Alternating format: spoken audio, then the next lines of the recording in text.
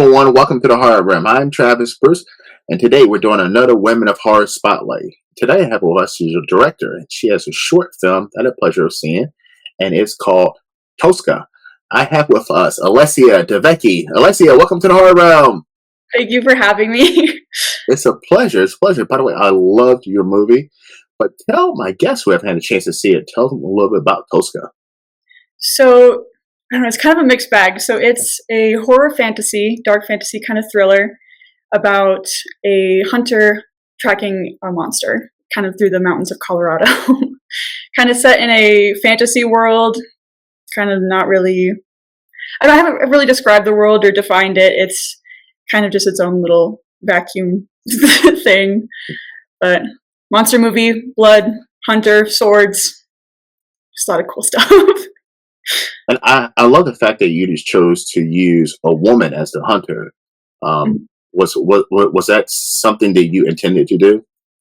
So actually, when I first conceptualized the short, I pictured the hunter as a man, and at the time, I was thinking about it as just an action movie, and then things happened in my life, and the narrative transformed, and then I thought it was important that the hunter was a woman. And you chose to use a woman of color too, which is pretty awesome. Yeah. I thought it was something that you don't see a whole lot in fantasy, and the actress Marie Antoinette is amazing, and I wanted to, originally I wasn't really thinking about the character, what the character looked like, but I saw her acting reel, and the very first clip of it was her like yelling in a combat scene, and I was like, okay, I need her in my film. It's the one. Mm-hmm. Now, there's something interesting. So a lot of this movie is shot outside in the snow. Now, I do a little bit of photography. It is hard, shooting photography in the snow. Is it the same way as a filmmaker? Absolutely, especially where we shot. We shot up in the mountains in Boulder. And so it was a lot of slopes, and it was very icy. So there are a lot of takes of our actresses kind of slipping, and we had to reset. And someone had to stand behind our cinematographer when he did those like backing up shots because we didn't want him to fall. We shot a lot of the like running scenes on a ridge. So there was like a bit of a drop off. We had to be very careful. It was slippery and a little perilous, but we did it. Now, I mean, lighting wise, is that also hard to capture that perfect image with the snow reflecting back? So actually we didn't really use any lighting techniques. It was all just natural lighting. And I think that the snow, it bouncing off of the snow just it added to it a lot. We shot it in 2 days. So we were working with the sun setting on the second day, especially was all of our outside shots. So it was just kind of a struggle to get it all done. But yeah, all 100% natural lighting. I usually shoot my films with just natural outdoor lighting. Now, when it comes to fantasy horror, especially indie, acting is not always something that's important. I feel like with a lot of filmmakers, but watching your film, you put a lot of emphasis in having great acting and powerful, dramatic experiences. How important to you was it to have that good character development and having the audience be able to connect to your characters? It's always very important. And for this film, so the characters are Ula and Era. Ula is the hunter, and then Era is the gatherer, I guess. So the actress Marie Antoinette, she was who I casted first, and I asked her to do a table read, and I wanted the other actress to be somebody that she knew, so that she already had that prior connection to her, and she brought her friend Isabella into her table read, and they just had great chemistry, which was just amazing. And I didn't even have to do any chemistry tests because they're friends at school. Yeah, because I was trying, I hope I'm not giving away anything, but I was trying to figure out in the movie, I was like, are they partners or are they just friends? Because it seemed like they had a deep connection with each other. Mm-hmm. So actually about that, I had, it had its world premiere in October in LA, which was amazing. And I got to have a wider audience watch it and then give me their feedback. So when I was writing the short and when I shot it, I intended for them to be partners because it just okay, sorry. As a bisexual woman, I felt it was important to have that sort of romance. And it's unconventional for fantasy to have first like female main characters, women of color as characters, and like same-sex couples in the narrative. But as I showed it to this broader audience, I had people coming up to me with their different interpretations of their relationship. There was a woman that I met who's a mother, and she thought that it was a mother-daughter relationship. I had people say that they thought they were sisters. So I kind of had this death of the author moment where I realized that I made it vague enough that everybody could have their own interpretation and connect to it in a different way. Well, I could see mother and daughter. I could see that as well. But yeah, I interpreted they were partners, especially Yeah. throughout the movie. There was, yeah, but it was signals that they were partners and they loved each other. I'm glad that that came across. Yes. Now, so when you made this movie, did you plan on it being a short film, or were you thinking that this was going to be a proof of concept for possibly a full length feature? So I always wanted this to be a short film. So I have another short film that I did before this one. It was a Western, and that was supposed to be a proof of concept, which I'm now making another proof of concept for that same story.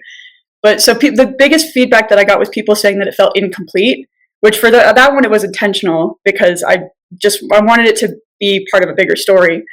And so the challenge for me with TOSKA was that I needed it to be a condensed story, and I wanted to prove to myself that I could do that. So I always planned it to be a short with like beginning, middle, and end, and that ending is the end of that story. Now, yeah, I can imagine, is that tough to do? Especially, I mean, this movie, the runtime is 11 minutes, I believe, and you were able to do a beginning, middle, and end with such a complex story. Yeah, it was definitely a challenge to do that because I tend to make my stories a lot bigger than they should be. And with film, especially, like it's show don't tell. So you want a lot of it to be like through action and through like set design and costumes. So a lot of it has to be inferred, which it was really difficult for me because I love to write long stories. But I think I pulled it off. You did. You did a great job. Thank Now, you. I have a question. When it comes to the creature in this movie, was this creature a interpretation of something deeper, or was it meant to be an actual physical creature? So originally, like like the original story was the hunter and then the monster. It was supposed to be a physical monster. Around the time that I was developing the script, I left an abusive relationship. So the monster became that. Like the hunter's obsession with the monster was my obsession with this person who hurt me. And so I wanted that. It was very therapeutic for me as well to get that, like the monster hunting this creature. So the creature itself in the film, it can be like a physical thing. But what my intention was is that it's somebody that Ula knew. And then that's why she's so obsessed with destroying it, because it's just eating away at her. That's important. I mean, I'm glad you brought that up. It's important, and it's a tough thing in relationships, and whether it be, I mean, physical relationship, intimate, or even like career, to close that chapter of the book. Mhm. Some people say it's easy, but not all the time. Not all the time. Yeah, actually, so it was, yeah, so the whole film was basically just a big therapy thing for me. It started Yeah. as I want to do something different. I wanted to do something like more ambitious than my previous film. And then it turned into when I destroyed this monster in this narrative, it was kind of freeing. And a little Easter egg in the film, one of the monster roars is actually a recording I took for my safety. It's a clip of that person. And that was kind of daunting for me. I sent the clip to my audio guy and he turned it into that monster scream. Wow. Yeah. Now you said that your film premiered in Los Angeles. Mhm. What is that like as an indie filmmaker to have your movie premiere on a big screen, big audience, and you get to see the reactions live? It was that. So that was the biggest film festival I've ever been to. It was called the Micho Film Festival. It was amazing. Like I'd never been to LA before. I was there and I was surrounded by these like industry professionals showing my film alongside like big films with named actors in them.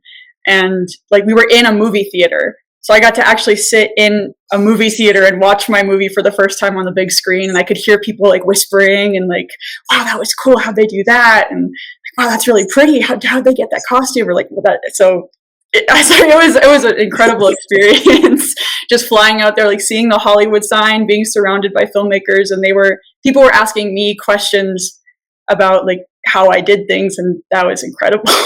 especially as like small time indie filmmaker, like just out of school.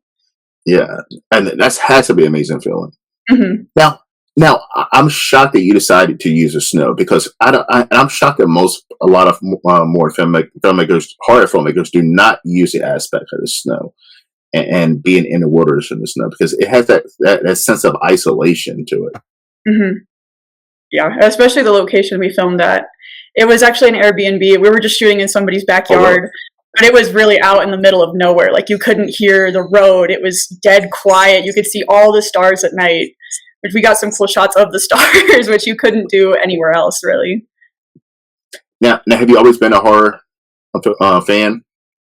So I grew up reading like Stephen King and Dean Koontz, and Lois Duncan, because my mom, she's a horror fanatic, and she had the entire collection of Lois Duncan books, and so I grew up reading those, and so I love.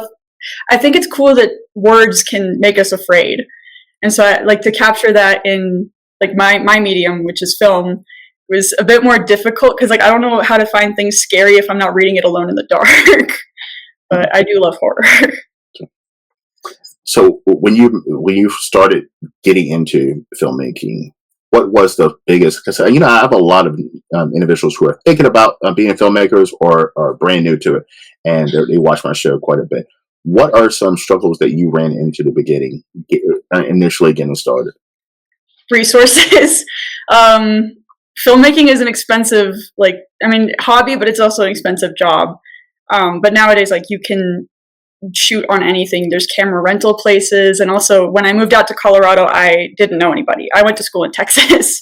So I moved to Colorado and I didn't know any filmmakers here. So like, my biggest advice to people is shoot things with your friends. Like if you don't have filmmaker friends, turn your friends into filmmakers.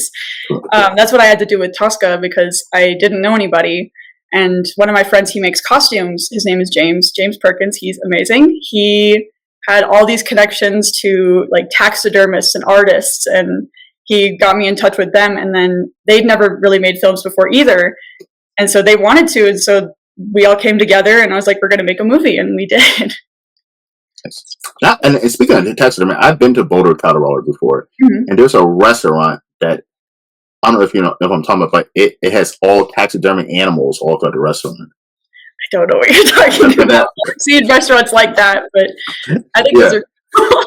it was pretty cool. And it's also the one Mexican restaurant. What's it? Casa Bonita. Mm-hmm. Bonita. Yes, I went to That's that. our restaurant. Yes. Mm-hmm. I definitely stopped by there, but I've heard they've done some renovations. Mm-hmm. The guys who own South Park actually bought it and did some renovations to it. Yep. My whole family went without me. Oh, you listen, you have to go to the food is terrible. But yeah, I've heard. It's about the experience. It's all about the experience. It's all about the cliff divers and mariachi bands, and it's all about the experience. So definitely, you have to go there. But the food is terrible. The food is it's worse than Taco Bell's, which is like it's pretty bad. It's pretty bad. But you don't go for the food. You don't go for the food. You go for you have to buy the food to see the experience. But that's what you do. It's like medieval times. People aren't going for the food; they're going for the show. Exactly, 100%, 100%. All right, let's see. As you know, this is a horror channel, and every once in a while, I do this with my guests. I'm gonna ask you 3 random horror questions. These are your personal opinion. All right. Mm-hmm. First one. What is the first horror movie that you saw that really scared the shit out of you? Oh, shoot. Shoot. Oh no. Is Parasite a horror? Oh wait. Yeah, no. Is Parasite a horror movie? It's kind of like a thriller. Parasite a horror movie. I would put it in a horror aspect because they have some horror elements to it. Yeah, that one was very unsettling. I don't know. Scared. Oh, I'm gonna just lock in with that answer. We're going Parasite. Mm-hmm. Well, sorry. As a filmmaker, when I've watched horror films, I don't really feel scared. I just kind of think to myself, like, that's cool. How'd they do that?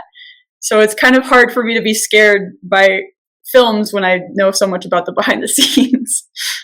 The original Candyman was the one as a kid that scared the shit out of me. That one disturbed me. Yeah, that is a really good one. All right, second question. Who is your favorite final girl in a horror of all time? Oh shoot, what's her name from Scream? She's played by Neve. Campbell. Yes, you're talking about Sidney Prescott. Yes. Yep. I just like Scream. I think it's a fun movie. Sidney Prescott's my second favorite. Right? Yeah. This is Sidney's badass. Now, are you excited to see the new Scream? Was it 7, or are you kind of done with Scream? I didn't even know there were that many. I don't think I've seen the last 2. Oh, you got to see Part 6. Part 6 is awesome. Part 5 is okay. I'm a fake fan. Last question. What horror villain do you feel like you relate to the most? Shoot. Sorry, when someone asks me a question, I just completely blank on everything I know. Oh no, I need to think about horror villain that I relate to. Oh,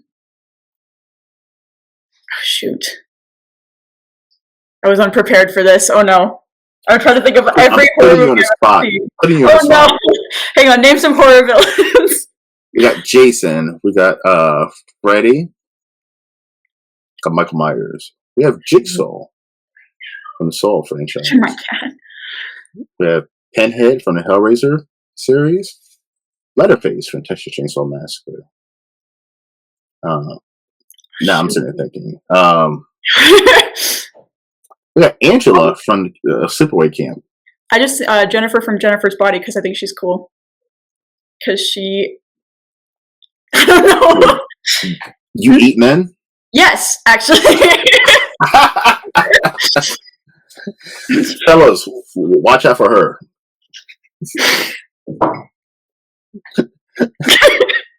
Yeah, love her.